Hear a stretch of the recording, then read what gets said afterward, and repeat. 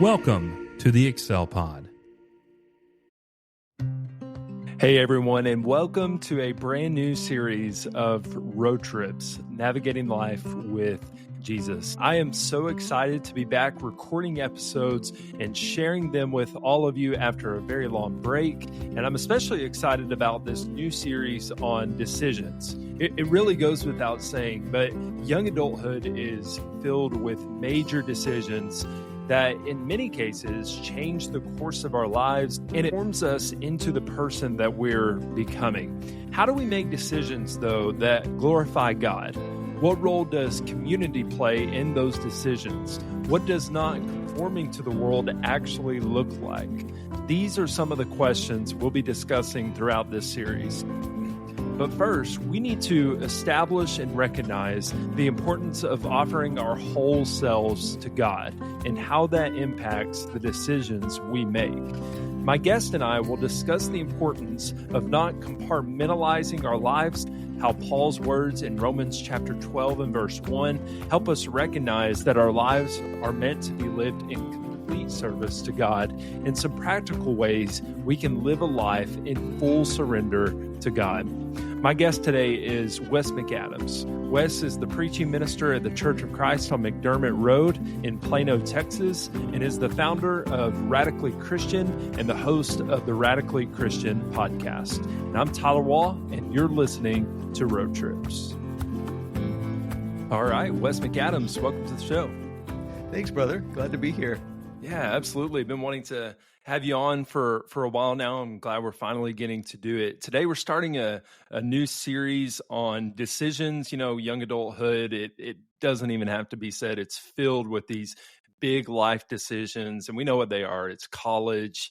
It's what we're going to major in college, what we're going to study. Should I pursue this relationship? Where should I live after my school or wherever or whatever that is?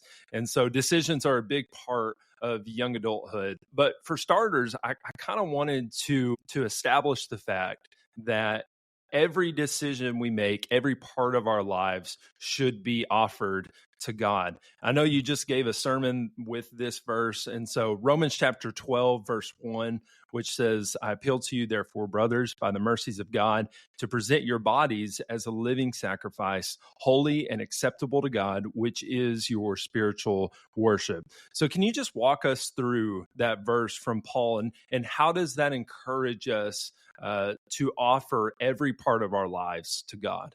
Yeah, you may have to cut me off because I get excited talking about this subject, and we were just talking about the fact that I'm preaching a series right now that is taken from a book by Scott McKnight called Reading Romans Backwards, and it's really focused on the context of Romans and this conflict, tension between Jewish Christians and Gentile Christians, and how there were Jewish Christians who had been exiled from Rome by Claudius for 5 years. And so the church in Rome had been made up of Gentile Christians for 5 years, and they kind of were ruling the roost, and they were kind of in charge. And now Claudius is dead, Nero is emperor, and these Jewish Christians have come back to Rome, and now they're struggling to live together at peace in the body of Christ. And so Paul is really writing this letter to settle some of the disagreements and the struggles that they're having, particularly around the law and whether or not, as followers of Jesus, you need to keep the law, and whether it's going to be the law that governs us. And so he really lays out that it's faith in Jesus. That is what brings us together. That's what unites us. And it's the Holy Spirit that is living in all of us that is going to govern us and marks us as the people of God. And so he builds all of that up in the first 11 chapters and really lays out the mercies of God and the grace of God and how we are rescued, whether we're Jews or Gentiles, we are rescued by the Messiah Jesus. And it's about putting our faith in him, giving him our loyalty and allegiance that is the means of our rescue. And so we are being rescued by Jesus. And then he says, okay, now based on that, based on the mercies of God, here is your one word is spiritual. The ESV says spiritual. Another word there could be logical. Like, here is your logical. Another translation puts reasonable. Like, here's your reasonable response. The only reasonable, logical response that you can have to the mercies of God is to offer a sacrifice.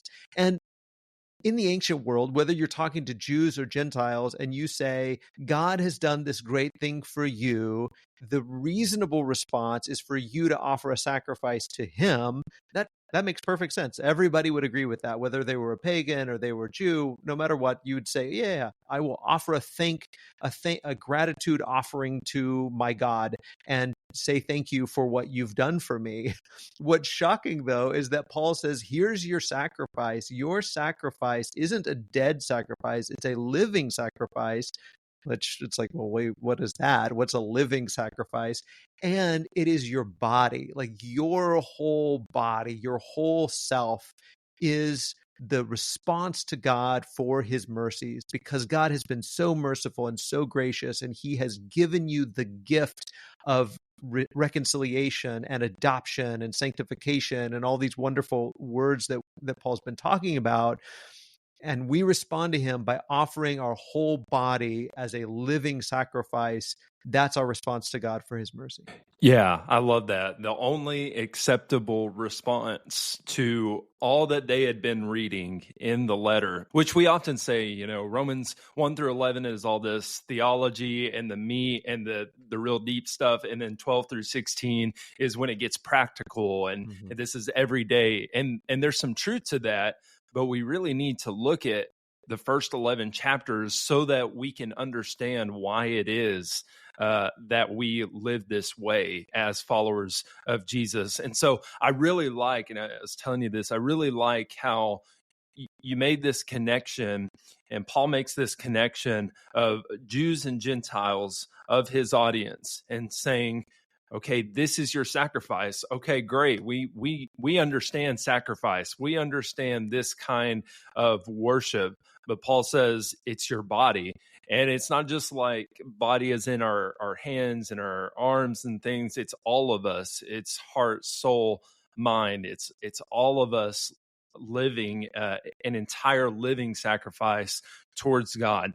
And so that would have made it, I feel like, very clear for his audience, and it's very clear for us as well. Because as we're going to talk about, we have this tendency to just not give God our entire selves. And so we compartmentalize our lives and we say, okay, one part, maybe Sundays is for God, but Monday through Saturday is for me. It's for my career. It's for my goals, and those aren't bad things. But based on this verse, like you were saying, the only response to what God has done for us should be this whole life offering to God. And so I think he makes that really clear. And it's just the old quote that we talk about a lot is God doesn't just want your Sundays, right?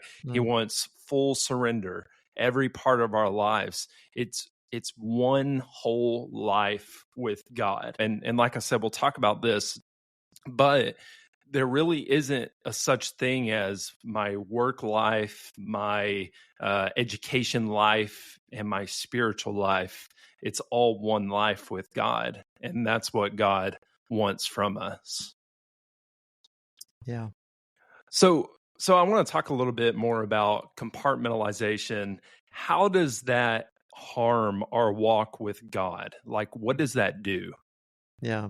Well, I think first it's a partial sacrifice to God. So if what he wants from us, if the only spiritual, reasonable, logical worship that we can offer to God is the sacrifice of our whole self, and we offer God a part of ourself, it's not pleasing to him. So like that's first and foremost, is that it is an ungrateful, and in the ancient world especially, the worst thing that you could be was an ingrate, an ungrateful person. Like if this great leader or ruler or God did this great thing for you, then your response was to live in faithfulness and loyalty and gratitude to the one who had given you grace, who had given you this unspeakable gift.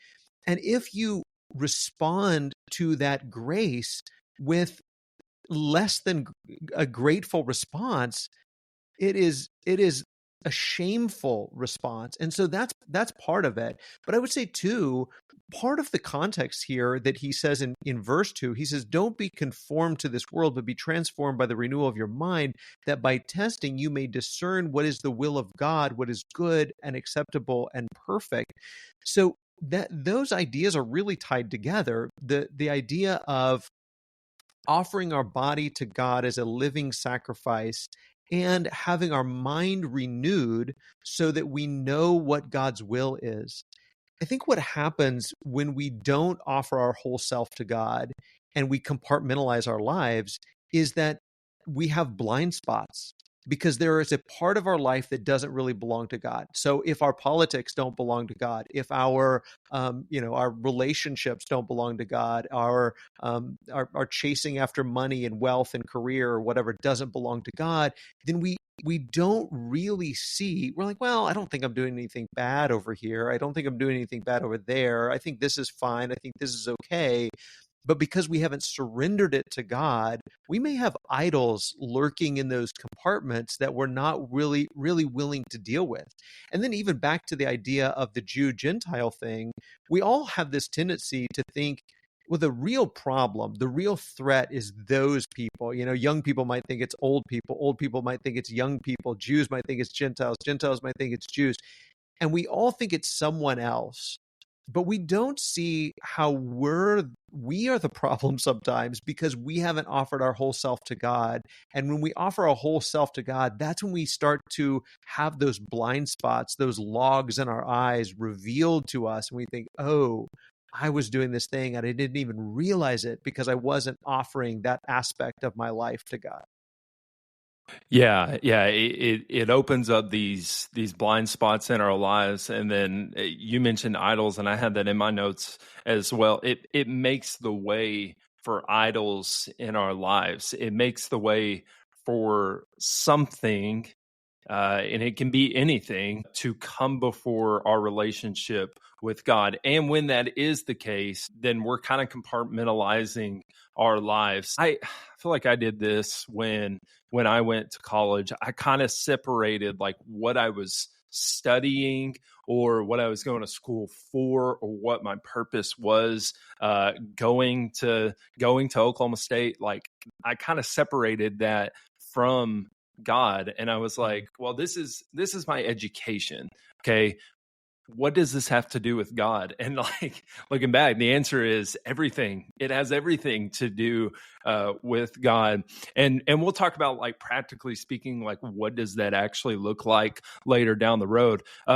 But yeah, it does open the way for idols. And something that I was thinking about this question is, I think when it comes to this idea of the abundant life in Christ, that's John chapter 10, this abundant life that we will have in Christ, I think that might be missing.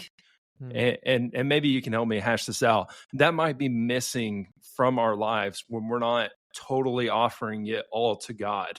And I just kind of noticed this just at times in my own life when I'm like, man, why am I so stressed? Why am I joyless? Why am I on edge? And it's not that giving our life to Christ totally and fully will just rid us of all these things. But when there is that part of our lives that we're not really giving, then we may not receive all the benefits of a life that is totally and fully surrendered to God. Does that make sense? Yeah, no, I think that's exactly right. I think that when we are reserving a part of our life from God and we're saying, well, I'm not going to really surrender this whole aspect of myself to God, we're afraid. We're afraid because we're saying, well, God is asking too much from me. But it's not so much when we fully surrender ourselves to God, we realize it's not really what he's asking from us, because God doesn't need anything from us. He wants something for us. And so when we surrender every aspect of our life, we realize that yes, we are making a sacrifice, but we are allowing God into every realm of our life to do his will in that. So when we say, my career belongs to you, it's not just that I'm not going to do a career that's sinful. And we think, well, as long as I'm not doing something sinful, I'm not, working for the mob or something, I'm not doing something bad with my career, but it doesn't really belong to God. I don't think of my job as a garbage man as a ministry. Like, this is a ministry that I'm doing. It belongs to the Lord, and whatever he wants to do in it and through it, it's his to do with it as he pleases. And when we do that, we realize that God has an abundance of blessings for us in those things. And it may mean that we suffer. It may mean that we struggle. It may mean that we go through hard times, but God is going to do something beautiful and wonderful in that, not just through it, but for us. It is for our good. And he does work all things together for good for those who love the Lord and are called according to his purpose. Right. Yeah, that's a good thought. So we've talked about, like, there's we may allow opportunities for other things to come before God, and for us to not offer our whole selves to him. Maybe just like what you've noticed out of young adults or younger people, or just kind of what you kind of think, what specific parts of our lives might be the most difficult to offer wholly to God as a young adult follower of Jesus? Yeah. Well, we've mentioned this idea of idolatry a couple times, and you used the phrase, bring them before God. And I love that way of putting that, because I think what we think that phrase means is we make it more important than God. And certainly that would be an idol. Anything we make more important than God, or we love more than God. But I think we fool ourselves into thinking that if we have something in our life, that as long as it doesn't pass God in importance or in how much we love it, then it's okay and it's not an idol. And what that idea of no other gods before me means is no other gods in my face, no other gods in my presence. And so God doesn't want to be the first amongst many gods in our life. He wants to be our only God. He doesn't just want to be our chief God, our favorite God. He wants to be our only God. And so we cannot have anything in our life that is God-like or even God-light. We everything in our life, we have to keep it in perspective. We have to treat it as a created thing that is good so far as it points us to the Creator, but it cannot be an end in and of itself. And so anything that becomes an end in and of itself, anything that becomes, Tim Keller used to say, an ultimate thing, even like, well, I love God way more than I love my relationship with this girl, or I love God way more than I love my job, or I love God way more than I love my team or my athletic career, or whatever it is. Okay, that's not the question. The question isn't, do you love God more? The question is, has this thing become so ultimate that you are pursuing it as if it is an end in and of itself, rather than a means to an end, a way to glorify God, a way to serve God, a way to serve others. So if sports, for instance, there's a specific. So if sports, my son plays baseball, he's played baseball since he was 5. Now he's, starting to think about college and, what is this going to mean going forward? If you pursue sports as an end in and of itself, as an ultimate thing, it will crush you. It will disappoint you. But if you surrender it to God and you say, God, my athleticism belongs to you, or, somebody's, our sexuality, our romantic relationships, whatever it is, if we surrender it to God and we say, God, this belongs to you, do with it as you please, as you will. Not only do I want to do good in this area of my life, I want this area of my life to serve you. And you can serve God in sports. You can serve God in your relationships. You can serve God in your career. But if you're pursuing a career just for the sake of that career, it has become an idol. If you're pursuing football for the sake of football or for your own glory, that has become an idol. And so we have to realize that these things are created things are only good so long as they point us towards the creator. But when we worship and serve those created things, then they are idols. Even if we love God more, they're still idols, and God wants them out of his face. Yeah. And, I think what idols do, and I heard this a while ago, I think idols provoke the jealousy of God. And we don't talk a whole lot about the jealousy of God, but it is one of his qualities. You see that, and it's not just in the Old Testament, but it's there in the New Testament as well, that idols, this idea of, like you said, no other gods before me, like he means that. He means that when he says that. And I was thinking, as you were talking, I told you I was preaching through First Peter, starting a series on First Peter. I think when it becomes the ultimate thing, and also when we put our ultimate hope and trust in these things, Peter tells us that our inheritance through the resurrection of Jesus is imperishable. It's undefiled, and it's kept in heaven, guarded by God for us. Like nothing on this earth, nothing can have that kind of hope, can offer that kind of hope, because it's all perishing. It's all like fading away. This building, whatever it is, it's all perishing. And so when we put our hope in those kinds of things, then we kind of run that risk of not placing our hope in our inheritance through Christ, but in, okay, how can I get this job? How can I make as much, money as I can? And I was thinking about this. I put this in my notes. When it comes to our careers, we spend 12 years of school, and then maybe 4, sometimes more years for getting that degree for what? Your career.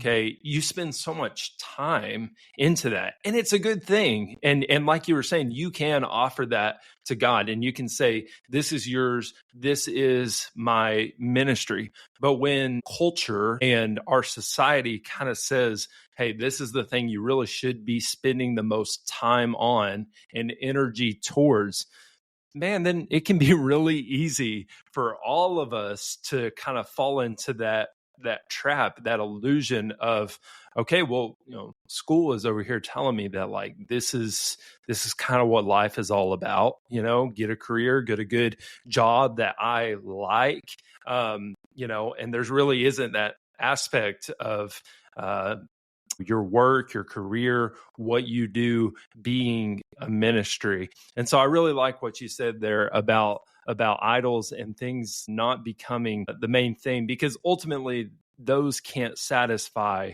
our ultimate deepest desires, even though they really do give the illusion that they do, because they're things that we can see. They're tangible things. I can work and I can get that promotion.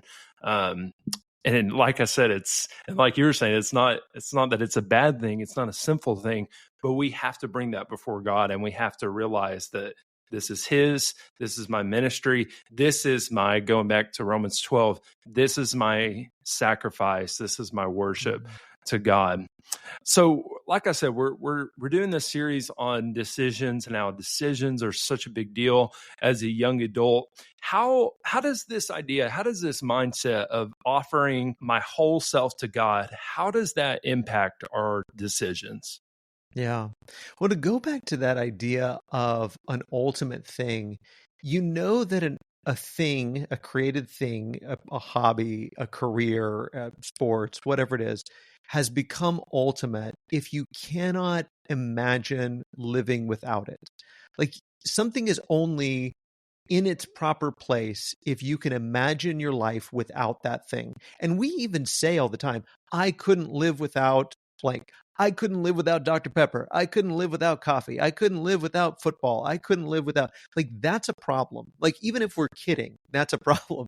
And then there are areas of our life that we haven't even thought about. Well, could I live without that? And we really can only make a sacrifice of our life if we're willing to say to God, God, whatever you want to do with this area of my life, that's up to you. Like, it belongs to you. Do with it as you will. I think about Abraham and Isaac, and God saying, okay, sacrifice your son. Like, has he become an idol to you? And Isaac had not become an idol to Abraham. He was willing to do without it.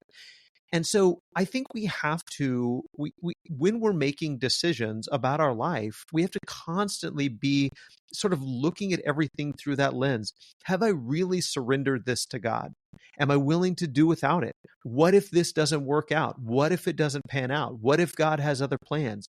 And just be willing to entertain that possibility to say, is God bigger than this thing in my life? And so when we're looking at career paths, or we're looking at colleges, or we're looking at, should I play this sport, or should I play this sport, or should I date this person, or should I date that person?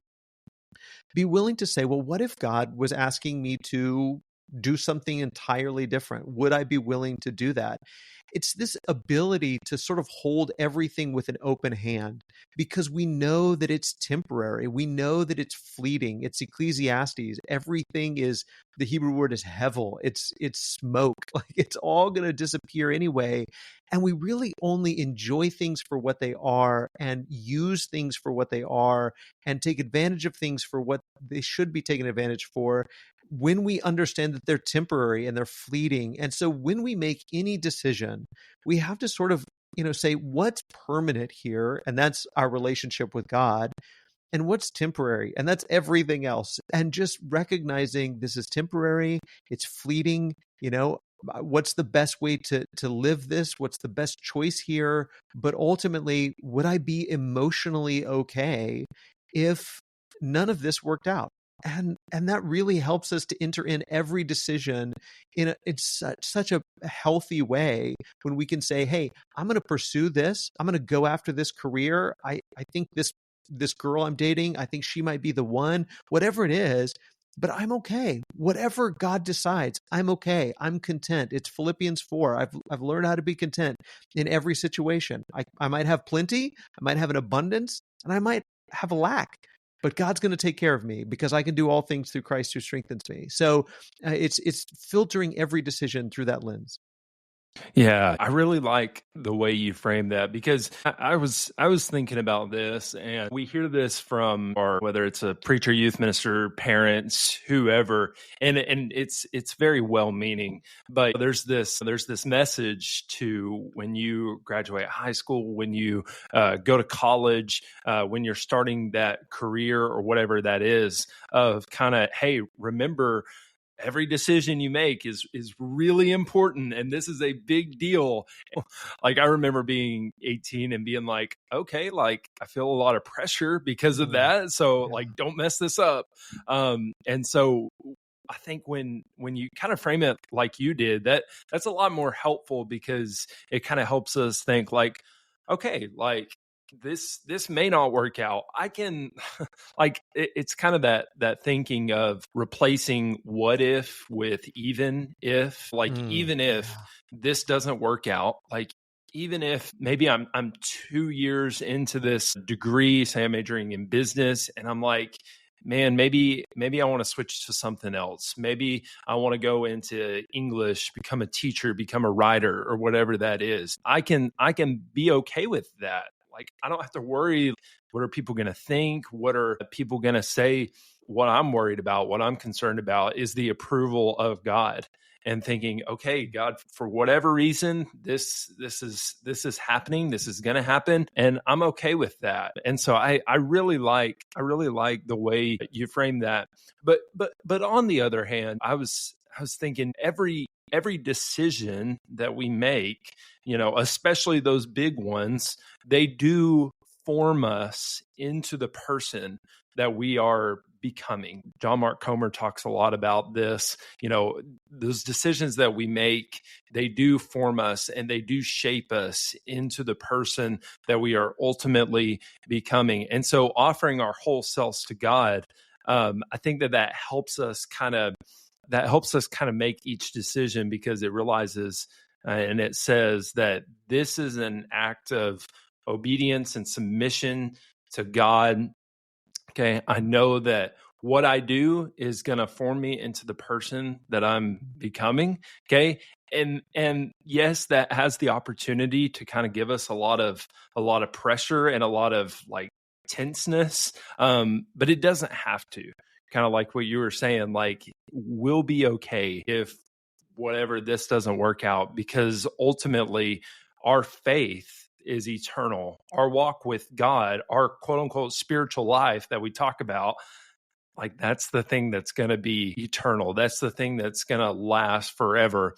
And that hope that we have in Christ is the thing that's imperishable. It's the thing that's going to be kept, right? It's just kind of the old mantra of like, you know, your job vacancy is going to be filled in 2 weeks. Okay. Someone else is going to move right into your house. Someone might even buy your car. They won't buy my car. It's not very good, but someone's going to come in and they're going to fill it. But our walk with God, our faith, what we do, how we serve others, how we encourage, minister to others, how we serve the church, those things are going to last. So any other thoughts on that? I really appreciated those comments on that.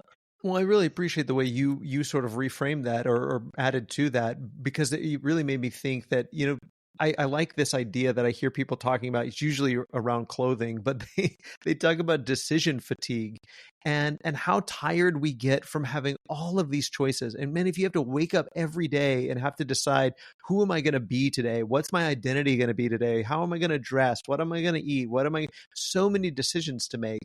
And if we recognize that the big decision has already been made, I've already decided to surrender my whole self to God.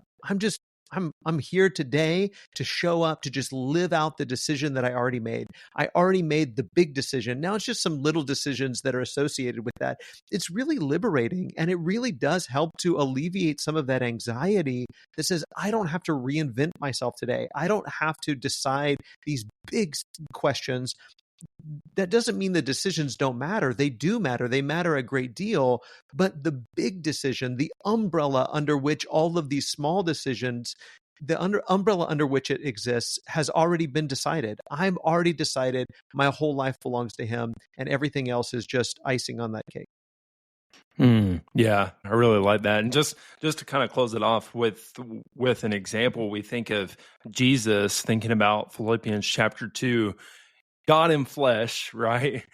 He had the opportunity to act like that, okay, to have all this kingship because he was the king, to have all this power and earthly wealth and possessions and things. But instead, he made the choice, and we're all much better for it, of becoming a servant, of living in submission to God and saying, hey, I know that I have the power. I know that I have the authority. I know that I could live this way of a nice, easy, comfortable life. And if anybody deserved it, it was Jesus. But he made that choice to not live that way for us. Okay. And it's like you were saying, you know, we made that decision, you know, when we put on Christ, when we said, I'm going to surrender my life to him. Okay. And that point, you know, that baptism is when we said, I'm forsaking the world. I'm turning away from that other way of life, and I'm going to start living fully surrendered to Jesus. I compared it. I just got married, and so I'm still thinking about our ceremony. I compared it to kind of like a wedding ceremony in a way. You know, you make that point, you make that covenant to forsake all others, to turn away, to not belong to ultimately and primarily to your parents anymore. And now you belong to your spouse. Okay. Mm-hmm.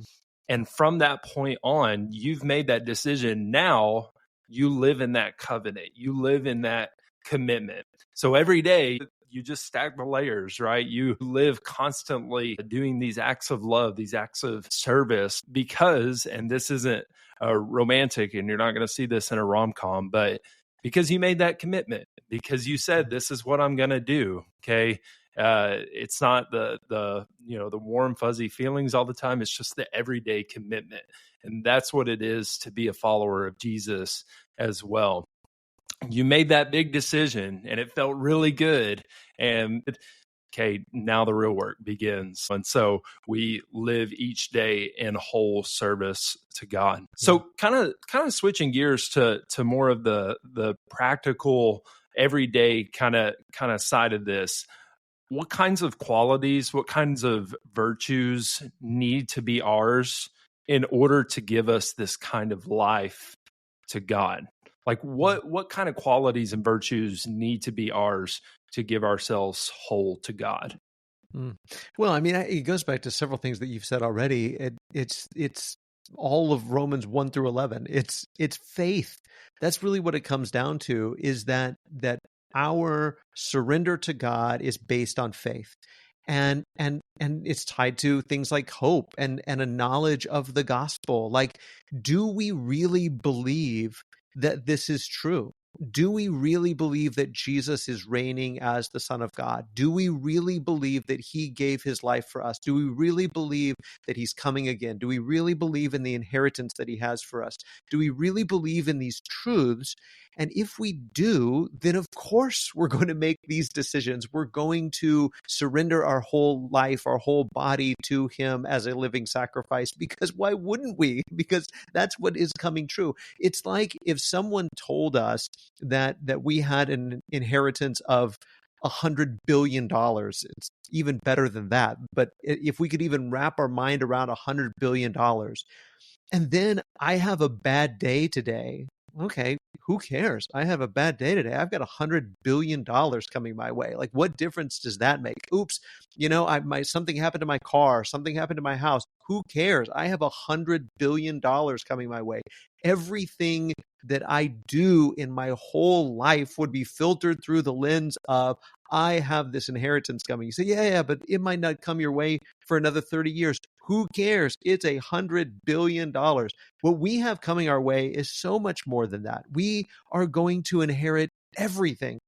Everything that belongs to Jesus because of who he is and what he's done belongs to us because of God's grace. We get to be co-heirs with Jesus. And if we believe that that's true, if we know that's true, then of course we're going to make every decision based on that and say, okay, I want to live my whole life for him, because why wouldn't I, after everything he's done for me and after everything he's promised me? I love that. And I think sometimes when we talk about belief, when we talk about faith, or at least I thought this for a really long time, I was just kind of like, okay, belief, faith, I believe it, but what does that actually do? And I know that that's a silly question, but just kind of thinking like, okay, well, I believe something, like that's great. Like I can just live kind of how I want to while still believing it. But like you're saying, belief changes the way we actually live our lives. Like we live out constantly what we believe in. I can't say that I'm a Texas Rangers fan, and yet I never watch any of their games. I have Diamondback clothes. I'm not really living as if I'm not really living like I'm saying that I'm believing. And so I think that really paints a good picture of how we're supposed to live our lives in whole service to God. It's just having this deep belief, this deep faith that I know that my inheritance is secure. It's there. Nothing's going to happen to it. Something might happen to something here on earth. Something might not go my way. I may suffer. I may go through trials, but that does not change the hope that I have in Christ. And I think also just living in this humility and in this submission to God, just thinking of Jesus's model prayer of your kingdom come, your will be done. We make that decision for that to be the case in our own life. I think of that song, Reign in Me. We're saying, you reign over creation, you reign over all of this, you command the ocean and the mountains, but there's one place where there's a choice whether he reigns in us or not. And that's us. That's in us. And so we have to make that decision for God to reign in us. And like you're saying, and what Paul says all the way up to that point, because of all this, because of Jesus' sacrifice, his resurrection, because of God's grace, the only acceptable response to that is a life where God reigns within us. So I really like that.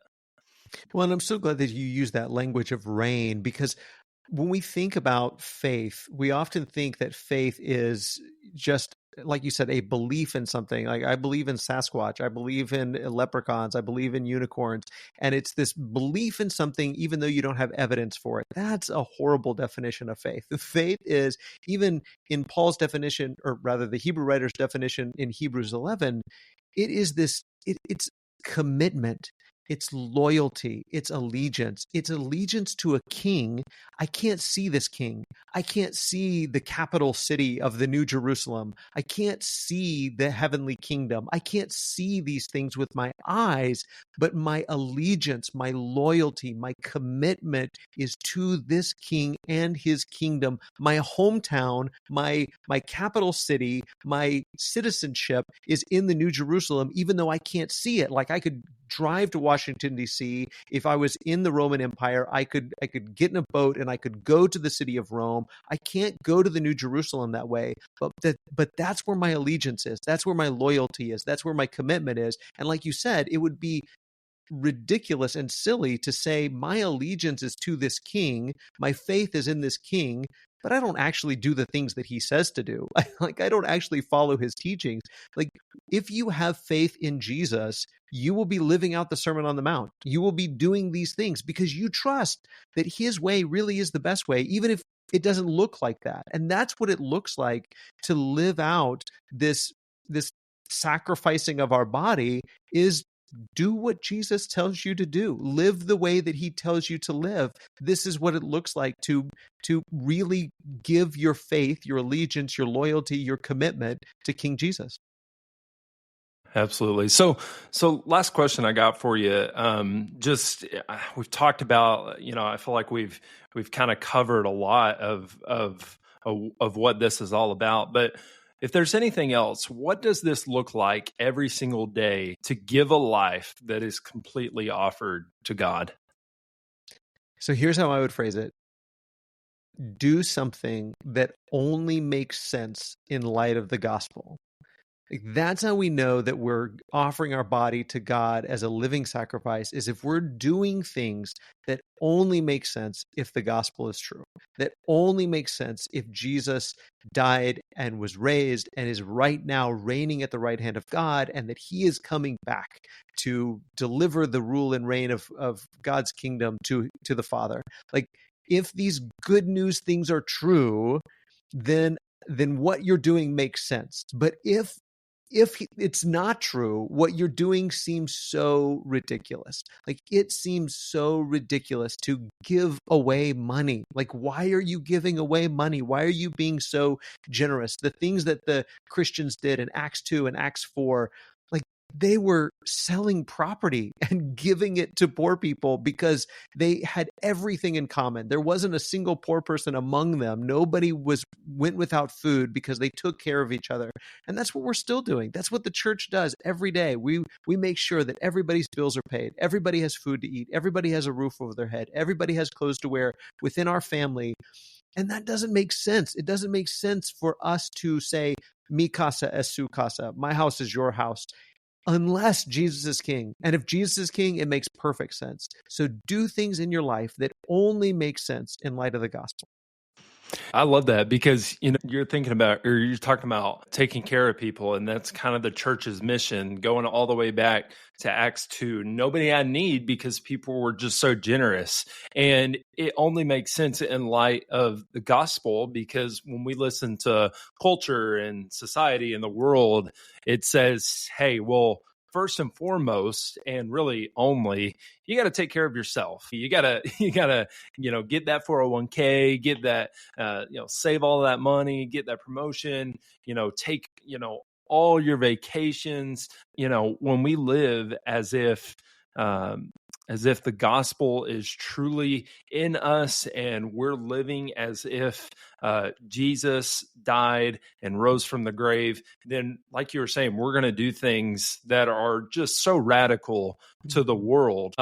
It's kind of crazy because they're not really things that are like really showy things like being generous, or I think going back to marriage, Ephesians chapter 5, this model of husbands and wives loving each other. These are things that no one is really going to see. These are things that aren't really going to get a whole lot of attention, but they will give attention to God because we believe in the gospel. So I really like that. And just while you're talking, I was just thinking about how we suffer is one example, how we go through things in our lives, whether that's loss or even persecution, even like, man, how are you rejoicing? You're going through this. Don't your circumstances dictate your joy and your hope? And the answer is no, it doesn't. And it's hard to live that out, but that is one way that we can live